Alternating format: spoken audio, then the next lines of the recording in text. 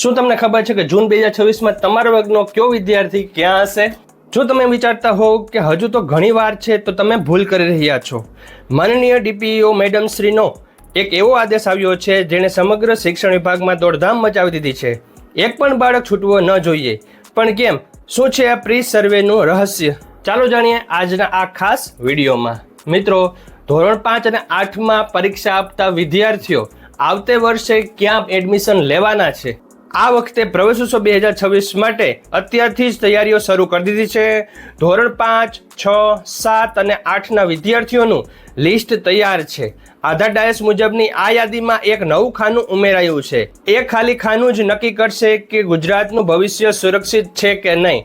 શાળાના આચાર્યશ્રીઓ અને વાલીશ્રીઓ માટે ખૂબ જ મહત્વના અપડેટ સામે આવ્યા છે. તમારે માત્ર 2 જ દિવસમાં એ જણાવવાનું છે કે તમારું બાળક જૂન 2026માં કઈ શાળામાં પગ મૂકશે. જો આ વિગત ચૂકી ગયા તો સમજો કે વિદ્યાર્થીઓનું વર્ષ જોખમમાં આવી શકે છે. માનનીય ડીપીઓ મેડમ શ્રીની કડક સૂચના છે કે 0 ડ્રોપ આઉટ. દરેક તાલુકાની અલગ અલગ ગૂગલ શીટ બનાવવામાં આવી છે જે તમે અહીંયા જોઈ શકો છો.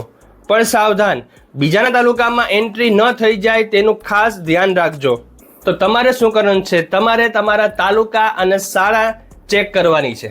આ વચ્ચે અત્યારે જ નવા અપડેટ સામે આવ્યા છે કે ધોરણ 5 થી ધોરણ 6 અને ધોરણ 8 થી ધોરણ 9માં પ્રવેશ માટેના પ્રી સર્વેની કામગીરી CTS પોર્ટલ પર પ્રી સર્વે મેનુમાં જઈ ઓનલાઈન પ્રી સર્વે ફોર્મ ભરવાનું રહેશે. આ કામગીરી તારીખ 15/5/2026 સુધીમાં પૂર્ણ કરવાની રહેશે. જ્યારે ધોરણ 10નું બોર્ડનું પરિણામ આવ્યા બાદના 15 દિવસમાં પાસ થયેલ વિદ્યાર્થીઓના પ્રી સર્વેની કામગીરી તારીખ 30/5/2026 સુધીમાં પૂર્ણ કરવાની રહેશે. આ માત્ર ડેટા નથી, પણ આ એક મિશન છે. વર્ષ 2025-26નો ડેટા અને 26-27નું પ્લાનિંગ બંને એક સાથે. આ માહિતી જુનાગઢ જિલ્લા માટે માંગવામાં આવેલી છે. સમય ખૂબ જ ઓછો છે, 48 કલાક.